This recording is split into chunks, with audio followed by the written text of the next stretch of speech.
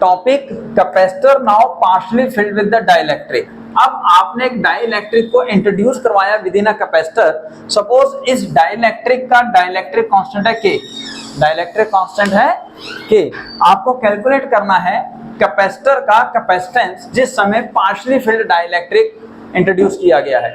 याद रखिए कि अगर आपने कैपेसिटेंस कैलकुलेट किया था जिस टाइम आपने डाइलेक्ट्रिक इंट्रोड्यूस किया था जो कि फुली स्पेस को कवर कर रहा था, उसका फॉर्मूला था k times of C naught, k times of C naught. तो अब देखते हैं कि यही फॉर्मूला आएगा या कुछ और होगा। तो इन दैट केस आपने इंट्रोड्यूस किया पुत्र, ठीक है। इंट्रोड्यूस करने पे क्या हुआ, यहां पे अंदर इलेक्ट्रिक फील्ड इंड्यूस हो जाएगी, यहाँ पे आउटर एरिया में इलेक्ट्रिक फील्ड ई नॉट रहेगी पुत्र। इलेक्ट्रिक फील्ड का फॉर्मूला क्या है, sigma by epsilon naught. Sigma का फॉर्मूला है चार्ज अपॉन एरिया, तो ये हो गया जी इलेक्ट्रिक फील्ड का formula in a free space. अब आपको पता है अंदर जो है वो electric field because of dielectric decrease कर जाती है। तो वो इलेक्ट्रिक फील्ड क्यों डिक्रीज करती है, बिकॉज यहाँ पे ऑपोजिट डायरेक्शन में है, और वो जो इलेक्ट्रिक फील्ड डिक्रीज करती है उसकी वैल्यू होती है ई नॉट बाय के, ई नॉट बाय के, जिसकी वजह से पोटेंशियल भी डिक्रीज किया था, याद है ये बात। अब ये जो इलेक्ट्रिक फील्ड डिक्रीज की है ये इस एरिया में डिक्रीज की है, यानी कि इतने से रीजन में। समझ आ गया पता। अब आप पोटेंशियल कैलकुलेट करें पहले। पोटेंशियल का फॉर्मूला क्या होता है, पोटेंशियल डिफरेंस का E into D, negative sign आपने हटा दिया यहाँ पे, ये मैंने लास्ट क्लास में बताया था आपको। तो डेल्टा वी का फॉर्मूला अगर मैं यहाँ पे यही यूज करूंगा, सपोज E इंटू डी, ठीक है जी, इलेक्ट्रिक फील्ड ऑफ मीडियम। तो यहाँ पे उत्तर जो E इंटू डी है because of two different mediums हैं, एक डाइलेक्ट्रिक मीडियम की वजह से और एक एयर की वजह से। तो क्या मैं ऐसे लिख दूं E1 into D one plus E2 into D two, easy करने के लिए। अब E1 क्या है, इस D1 सेपरेशन में D1 कितना लिया पुत्र, अब ये वाला सेपरेशन जहाँ पे सपोज क्या है सिर्फ एयर है। तो टोटल लेंथ D है, थिकनेस T है, तो ये कितना रहेगा जी D minus T, D minus T. तो इलेक्ट्रिक फील्ड यहाँ पे कितनी है पुत्र E नॉट, और D1 कितना है यहाँ पे D माइनस टी प्लस, ठीक है जी। अब यहाँ पे इलेक्ट्रिक फील्ड कितनी है EM, सेकेंड इलेक्ट्रिक फील्ड इस डाइलेक्ट्रिक के अंदर है, तो वो कितनी है EM, यानी कि E नॉट बाय के लिख दूं इसको, इनटू डिस्टेंस कितना है इसका D2 कितना है T। E नॉट कॉमन ले लीजिए, अंदर आएगा जी D minus T plus T by K. ये आया आपके पास पोटेंशियल डिफरेंस जब आपने पार्शियली फील्ड किया है डाइलेक्ट्रिक को इनसाइड द कैपेसिटर्स। अच्छा जी, अब आपके पास फॉर्मूला है Q is equal to C, Q is equal to CV, या कैपेसिटेंस निकालना है C is equal to Q by delta V, ठीक है। मतलब इनिशियल कैपेसिटेंस कितनी है, C is equal to initial capacitance कितना था epsilon naught into A by D, इसको मैं C नॉट लिख लूं, ठीक है। अब आप क्या कीजिए, यहाँ पे वैल्यूज पुट कीजिए। सो Q अपॉन E नॉट की वैल्यू क्या मैं ये वाली पुट कर सकता हूँ यहाँ पे, या पहले वैल्यू पूरा लिख लो, E naught into D minus T plus T by के।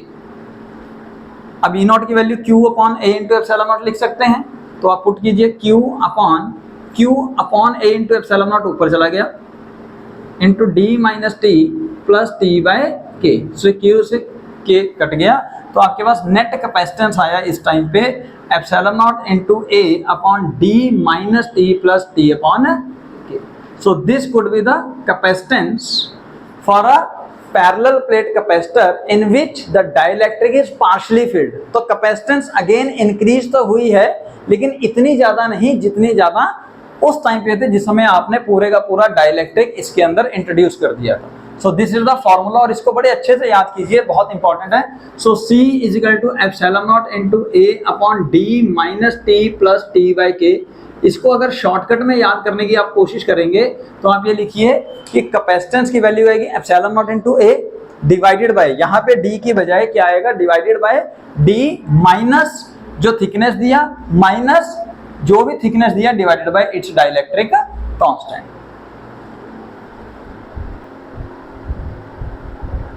तो the next we have to find out the capacitance of a capacitor which is filled by the conductor. Let's suppose अब आपने एक कंडक्टर इंट्रोड्यूस किया है। Conductors क्या होते हैं, which allow the electric current to pass through them, और जिनके बीच में इलेक्ट्रिक फील्ड कितनी होती है zero. Electric field zero, electric field inside the conductor is zero, potential remain constant, ये चीजें याद रखिएगा। और अगर इलेक्ट्रिक फील्ड जीरो है तो डाइइलेक्ट्रिक कांस्टेंट जो है इसका वो भी याद रखें आप, वेरी इंपॉर्टेंट, डाइइलेक्ट्रिक कांस्टेंट और स्ट्रेंथ, यानी कि के की वैल्यू बात कर रहे हैं पुत्र, कांस्टेंट के फॉर कंडक्टर्स और मेटल्स इज इनफाइनाइट। ये प्लीज याद रखिए, बाकी फिर आगे क्वेश्चन इजी हो जाएगा। अब ऐसा करते हैं, हम इसी को उठा लेते हैं क्योंकि ये डेरिवेशन जनरल डेरिवेशन थी।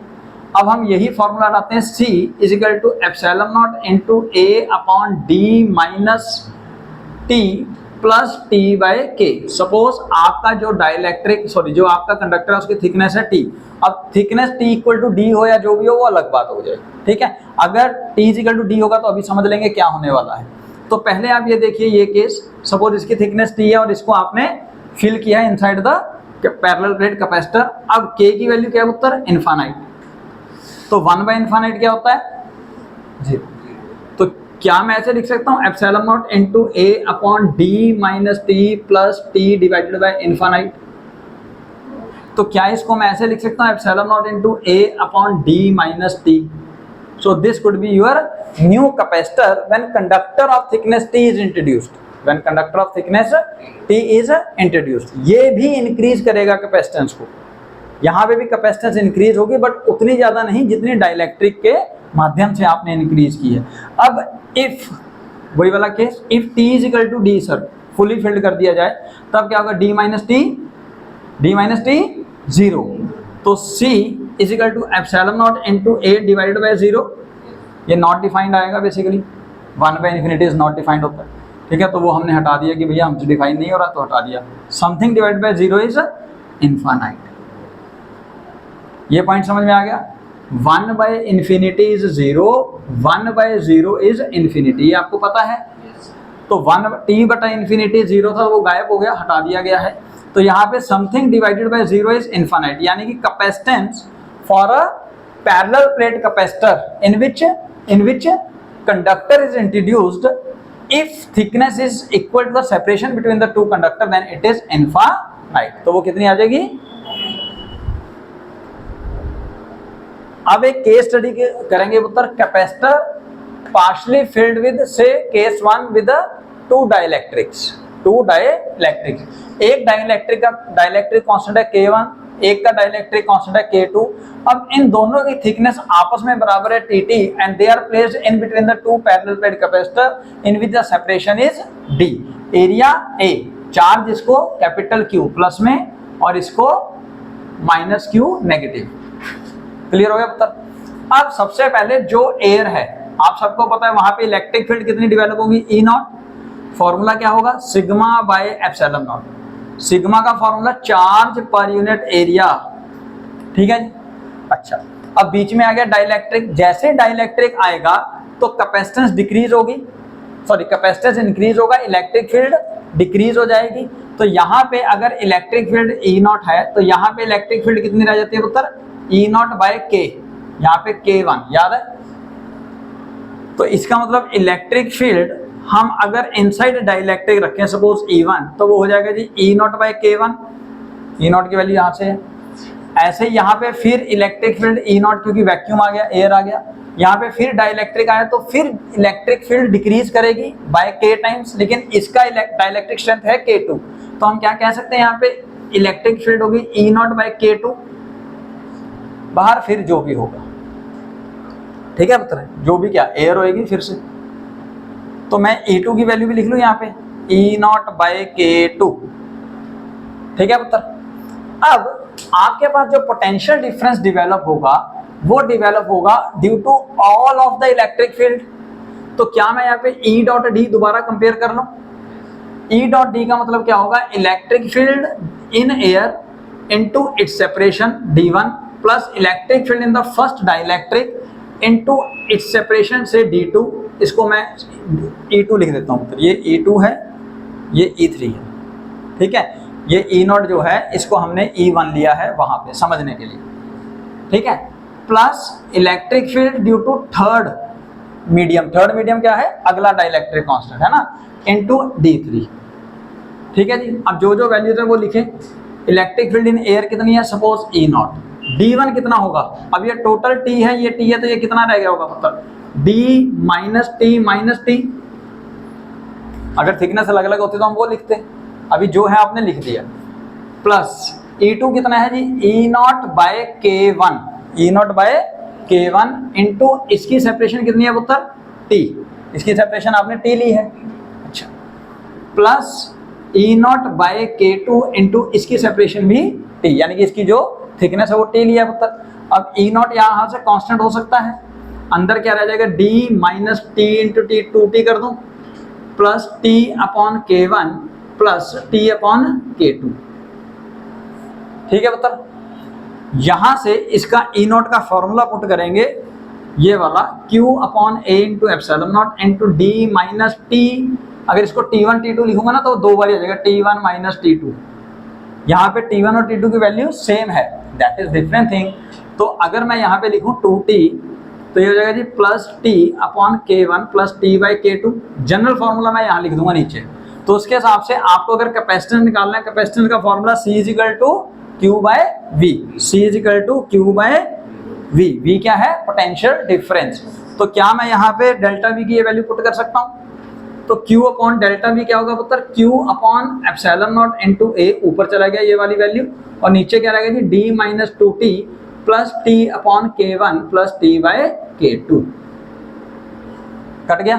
तो यानी कि कैपेसिटेंस की वैल्यू क्या आई यहाँ पे, it is equal to epsilon naught into A upon D minus 2 into T plus T upon K1 plus T upon K2, ये आया आपके पास फॉर्मूला, समझ आया। तो इसका अगर जनरल फॉर्म हमें लिखना हो तो हम लिख सकते हैं, कैपेसिटेंस अगर पार्शियली फिल्ड हो, सॉरी कैपेसिटेंस कैलकुलेट करना हो अगर पार्शियली फिल्ड कैपेसिटर्स के लिए जिसके अंदर डाइलेक्ट्रिक इंट्रोड्यूस हो या कुछ भी इंट्रोड्यूस होगा, तो जो उसका K वैल्यू होगा वो आप रख दोगे, जो उसकी थिकनेस है वो रख दोगे। अगर इसका जनरल बना दें, it is epsilon naught into A upon D minus T1 minus T2 plus T1 upon K1 plus T2 upon K2, एक जनरल फॉर्मूला, एक जनरल फॉर्मूला।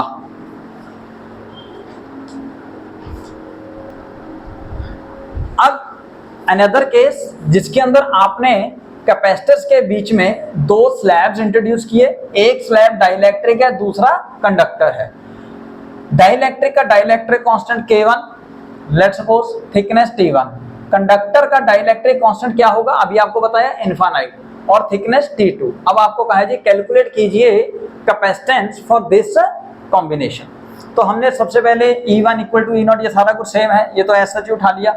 अब यहाँ से हमने पोटेंशियल डिफरेंस कैलकुलेट किया, A into D, E into D का मतलब E1 into D1 plus E2 into D2 plus E3 into D3, जो वैल्यूज हैं उसके हिसाब से हम चलेंगे। तो लेट सपोज E1 क्या है, E0 इंटू D1 क्या होगा पुत्र, अब यहाँ पे आप लिखोगे total D minus T1 minus T2। ये समझ में आ गया क्या किया हमने, आपने टोटल D में से T1 और T2 माइनस कर दिया, तो सर ये वाला और ये वाला एरिया जो रीजन है वो आ गया हमारे पास, कैंसिल नहीं हुआ भाई। E2 कितना है sir, E0 by K1 into इसका थिकनेस T1 प्लस E3 कितना है जी, E3 zero, because electric field inside the conductor कितना होगा, 0 डिवाइडेड बाय समथिंग 0, क्या करना है बस लिखने की जरूरत नहीं है, सब 0 हो जाएगा। सो ये T2, ठीक है पुत्र। तो यानी कि डेल्टा V की वैल्यू क्या आएगी, E0 into D minus T1 minus T2 plus E0 upon K1 into K1 into T1। तो यहां से उत्तर आपने इलेक्ट्रिक फील्ड 0 लिया, उसको थिकनेस से मल्टीप्लाई किया तो गायब हो गया। तो आपके पास इक्वेशन क्या बच गई, delta V is equal to E0 into D minus T1 minus T2 plus E0 upon K1 into T1। यहाँ से E0 कॉमन लिया तो ये वैल्यू आ गई। अब ये टर्म यहाँ से डायरेक्टली भी आ सकती थी, यही चीज मैं समझा रहा हूँ। देखो D minus T1 minus T2 plus T1 upon K1 plus T2 upon infinite, 1 by infinite 0, dielectric constant for conductor is infinite, electric field 0। तो अगर आप उससे करते तो भी यही इक्वेशन डायरेक्टली आ जाती, बट कैसे आई वो हमने समझाने की कोशिश की है।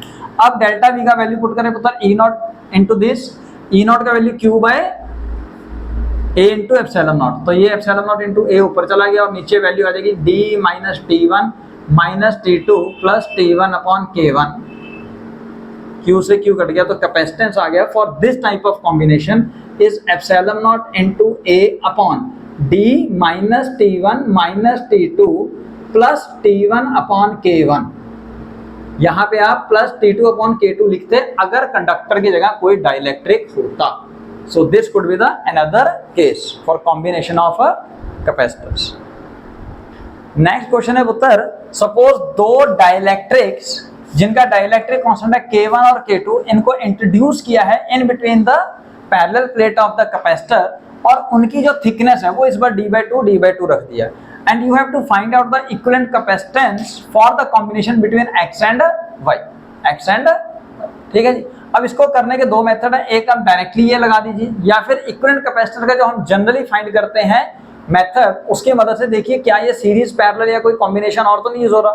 तो आपने सपोज अगर फिक्टिशियस बैटरी लगाई तो यहाँ पे पोटेंशियल V यहाँ 0, बीच में कैपेसिटर इंडक्टर रजिस्टर आता है तो पोटेंशियल ड्रॉप होता है, तो इन बिटवीन कुछ और पोटेंशियल होगा, सपोज वो x। अब वही केस जो हमारा नॉर्मल है, तो सपोज यहाँ पे पोटेंशियल है V, x पे पोटेंशियल है V और बीच में आ रहा है एक और x वैल्यू, हटा देता हूं मैं, जो पोटेंशियल रखा है और इधर 0, ठीक है पुत्र। तो एक कैपेसिटर की एक प्लेट जुड़ी है V से, दूसरी प्लेट जुड़ी है x से, ऑन द अदर हैंड दूसरा इसका डाइलेक्ट्रिक कांस्टेंट K1, ठीक है। यहाँ पे इसका इस कैपेसिटर को सेपरेटली अगर हम लें तो इसका एक एंड जुड़ा हुआ है x से और दूसरा एंड जुड़ा हुआ है 0 से, तो इसका डाइलेक्ट्रिक कांस्टेंट K2। अब सेपरेशन बिटवीन देम कितना है d/2 बस। तो ये दोनों सीरीज कॉम्बिनेशन में है, आप ध्यान से देखिए, अगर they both are connected in series combination. तो नेट इक्विवेलेंट कैपेसिटेंस कितना आएगा पुत्र सीरीज में, 1/C equivalent is equal to 1/C1 plus 1/C2। अब C1 की वैल्यू कैलकुलेट करो, क्या होता है अगर डाइलेक्ट्रिक इंट्रोड्यूस कर दिया जाता है, याद कीजिए, तो फॉर्मूला जाता है capacitance equal to K times of C naught. अगर बीच में डाइलेक्ट्रिक ना होता तो इसका C नॉट वैल्यू क्या होता है, epsilon naught into A divided bye D/2, क्योंकि सेपरेशन यहाँ पे D/2 दे रखी है आपको। क्लियर हो गया। अब अगर आपको डाइलेक्ट्रिक इंट्रोड्यूस किया है तो C1 की वैल्यू क्या आएगी जी, epsilon naught into A upon D/2 into K1, K times increase कर जाता है। ऐसे ही सेकंड की कैपेसिटेंस कितनी आएगी, epsilon naught into A upon D/2 into K2। अब आप यही फॉर्मूला यहाँ पुट करें, so 1/C equivalent is equal to 1 upon epsilon naught into A into K1 upon D/2 plus 1/एप्सिलॉन naught into A into K2 upon D/2, ठीक है। अब इसको सॉल्व कीजिए, यहाँ से epsilon naught into A upon D/2 common हो जाएगा, उसके हिसाब से 2 पहले ऊपर जाएगा और D सबसे ऊपर चला जाएगा। तो मैं डायरेक्टली सॉल्व करने की बजाय इसको ऐसे करता हूँ, 2 यहाँ पे D ऊपर, सो D upon 2 epsilon naught into A common, अंदर आएगा जी 1 अपॉन K1 प्लस 1/K2, ठीक है पुत्र। D ऊपर चला गया, इसका न्यूमिनेटर इसके साथ चला गया, ठीक है जी। अब इसको सॉल्व किया, D upon 2 epsilon naught into A, LCM लेंगे आप K1 K2 plus K1 divided by K1 into K2, ये है 1/C इक्विवेलेंट, लेकिन आपको चाहिए C इक्विवेलेंट तो रेसिप्रोकल कीजिए, तो फॉर्मूला आ जाएगा जी 2 times of epsilon naught into A upon D into K1 into K2 upon K1 plus, so ये आ जाएगा आपके पास C इक्विवेलेंट। आप इसको डायरेक्टली ये वाला फॉर्मूला लगा के भी सॉल्व कर सकते हैं। जैसे ही देखो यहाँ पे C is equal to epsilon naught into A upon D, अब T1 कितना है पुत्र, D/2 माइनस T2 कितना है, D/2 प्लस T1 कितना है सर, D/2 और K1 की वैल्यू K1 नहीं दी हुई, आप पुट कर दीजिए, प्लस T2 कितना है, अगेन D/2 इंटू K2। आप इस सारे को सॉल्व करेंगे then you are able to find out the value. ये कट जाएगा, इसको सॉल्व करोगे तो यही आंसर आ जाएगा सेम। तो आप चाहे इस मेथड से सॉल्व कर लीजिए, चाहे आप सीरीज पैरेलल का सपोज करके सॉल्व कीजिए, then you are able to find out the C equivalent. तो उधर अगला ये केस हो गया, अब आपने दो पैरेलल प्लेट कैपेसिटर्स के बीच में दो डाइलेक्ट्रिक इंट्रोड्यूस किए। Now they are placed like this, जिनका एरिया आपने हाफ कर दिया, डाइलेक्ट्रिक कांस्टेंट K1 और K2 है और separation between two parallel plate capacitor D और वो पूरा का पूरा फिल कर दिया गया। आपको फाइंड करना है इक्विवेलेंट कैपेसिटर फॉर कॉम्बिनेशन। अब अगेन एज्यूम करें कि भैया इक्विवेलेंट कैपेसिटेंस फाइंड करना है, तो क्या ये सीरीज पैरेलल से हो सकता है? बिल्कुल हो सकता है, या फिर इससे हो सकता है, इससे भी हो सकता है उत्तर, ठीक है ना। इस बारी T1 T2 की वैल्यू DD ही रहेगी, A की वैल्यू A/2 आ जाएगी, बस इतना फर्क होगा। बट फिर भी हम सीरीज पैरेलल वाले मेथड से देखते हैं।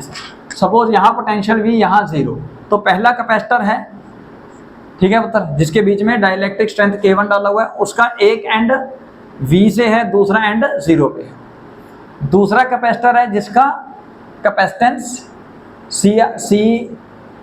K2 इंटू C0 आएगा, बट स्टिल उसका एक एंड V से है, दूसरा एंड भी 0 से है। तो क्या ये कुछ ऐसा कॉम्बिनेशन नहीं नजर आ रहा आपको? तो ये क्या है? पैरेलल। अगर पैरेलल में है तो आपको जो C इक्विवेलेंट कैलकुलेट करना होगा, तो C इक्विवेलेंट का फॉर्मूला शायद C1 प्लस C2 आएगा पुत्र। अब C1 का वैल्यू क्या होगा? K times of C0, K times of C0। अब इसका K कितना है? K1। C0 कितना होगा पुत्र? Epsilon naught into A/D। नहीं, यहाँ पे सर इसका एरिया A/2 है, तो ये लिखिए आप। फॉर्मूला जो है वो ध्यान से नोट करके लिखेंगे आप, समझ आया? देखो पुत्र, जब ये कैपेसिटर था, इसका एरिया A था, सेपरेशन D थी, तब इसका कैपेसिटेंस का formula epsilon naught into A/D। अब आपका जो कैपेसिटर है ये वाला है, छोटा कैपेसिटर, इतना सा, ये वाला, जिसको आप घुमा के अगर ऐसे लिखते हो तो उसका एरिया इसके मुकाबले अब आपने हाफ कर दिया है। एरिया हाफ किया कि नहीं? तो इन दैट केस आपने वो यूज करना है। अब plus K2 into epsilon naught into A/2D। अब दोबारा से होता है, अब जो कॉमन है उसको बाहर निकाल दो, अंदर आएगा जी K1 plus K2। So this could be your C equivalent. और आप चाहो तो इसको इस फॉर्मूला से भी कैलकुलेट कर सकते हो, इस फॉर्मूला से भी डायरेक्टली कैलकुलेट कर सकते हो। क्लियर हो गया?